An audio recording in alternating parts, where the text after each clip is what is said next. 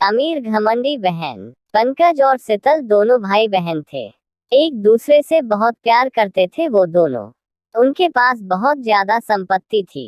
किसी भी चीज की कमी नहीं थी। माँ पापा पंकज और शीतल की सारी इच्छा पूरी करते थे। पंकज घोड़े पर बैठना सीख रहा था। उसके पास एक शानदार घोड़ा था। थोड़े दिन बाद शीतल की शादी हो गई। जहांगीरदार के घर में उसकी शादी की। मायके वालों से भी ज्यादा शीतल के ससुराल वाले अमीर थे। पंकज भी अब बड़ा हो गया था।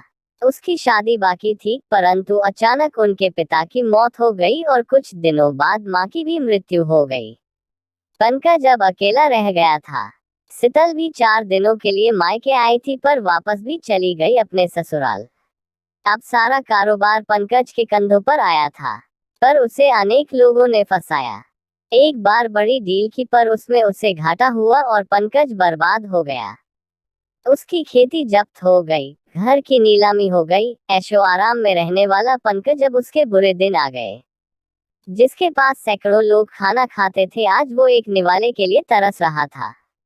जो मुलायम गद्दे पर सोता था, आज उसे सड़क पर सोना पड़ रहा था।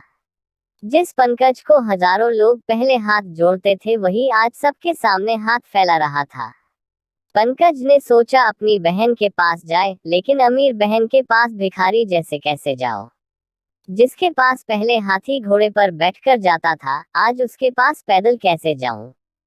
जरी के पोशाक में पहले जाता था, वहां अब फटे हुए कपड़े में कैसे जाऊं। परंतु पंकज मन में बोला, प्यार अमीरी और गरीबी नहीं देखता। मेरी बहन मुझे अपने पास क्यों नहीं आने देगी भला। 6 मुमकिन नहीं है ये कि वो मेरी हालत की वजह से मुझे धिक्कारे। वह बहन के पास गया, दरवाजे में खड़ा हुआ। ऊपर छत से बहन देख रही थी। पंकज ने ऊपर देखा, पर बहन अंदर चली गई। पंकज को लगा बहन नीचे मिलने के लिए आ रही होगी, पर कोई आया नहीं। दरवाजे पर खड़े नौकर ने पूछा, कौन हो तुम? यहाँ क्यों खड़े हो चोरों के जैसे? निकलो यहाँ से। पंकज बोला, मेरे बहन का घर है ये, उसे अंदर जाकर बताओ जाओ। नौकर हंसकर घर में जाकर वापस आया। वह पंकज को बोला, चलो वहां तबेले में, आपको खाना लाकर देता हूँ। वह खा लो और जाओ यहाँ से। पंकज ने पूछा, बहन ने क्या कहा? नौकर बोला, मेम साहब बोली, होगा कोई भिखारी बैठा, दो तबेले में दे दो उसे बासी खाना।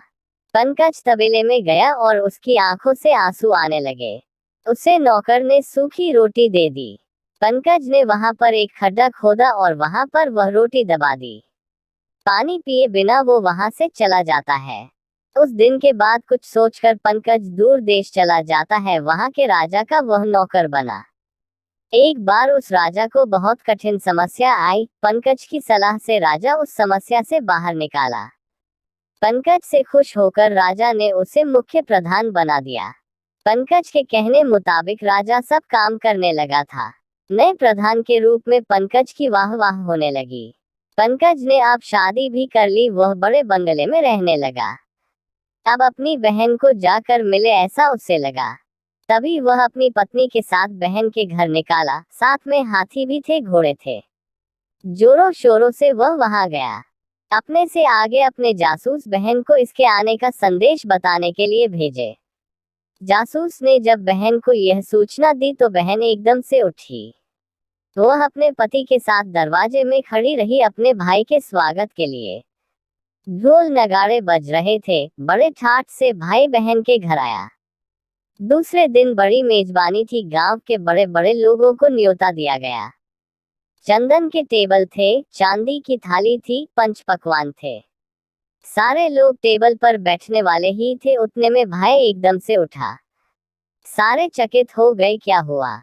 सब पूछने लगे और पंकज एकदम से तबेले में गया। वहां पर उसने खड्डा खोदकर जो रोटी उसमें डाली थी, उसने वो रोटी निकाली। शीतल पंकज को बोली, भैया यह क्या पागल जैसी हरकतें कर रहे हो? वह बोला, दीदी तुम्हारे भाई को बैठने के लिए तबेला और खाने के लिए बासी रोटी ही योग्य है। यह सब भाई के लिए नहीं है। यह मेजबानी भाई के लिए नहीं है। यह सारा मान सम्मान भाई के लिए नहीं। यह सब तुम मेरे पैसों की वजह से कर रही हो। यह सब सुनकर शीतल को अपने उस बुरे बर्ताव की याद आई जो कभी उसने अपने गरीब भाई के साथ किया था। उसे अपने किए का पछतावा होने लगा। उसने पंकज के पैर पकड़े और बोली, भैया भूल हो गई मुझसे, आप अपनी इस नादान बहन को माफ नहीं करेंगे क्या? वापस नहीं करूंगी आपके प्यार को, नहीं भूलूंगी भैया, क्षमा करो मुझे और घर में चलो भाई। पंकज ने शीतल के आंसू पोंछे। वापस कभी भी शीतल ने किसी को भी तुच्छ नहीं समझा। बाहर की संपत्ति जो आज है कल नहीं, सच्ची संपत्ति प्यार है, वह कभी भूलना नहीं चाहिए। ऐसे वह सभी को बोलती रही। आशा करता हूँ कि कहानी आपको पसंद आई होगी। इस कहानी पर आपकी क्या राय है तो हमें कमेंट करके जरूर बताएं। कहानी पसंद आई होगी तो लाइक और शेयर करना बिल्कुल भी ना भूलें। और चैनल पे नए हो तो चैनल को सब्सक्राइब जरूर कीजिए। कहानी सुनने के लिए बहुत बहुत धन्यवाद।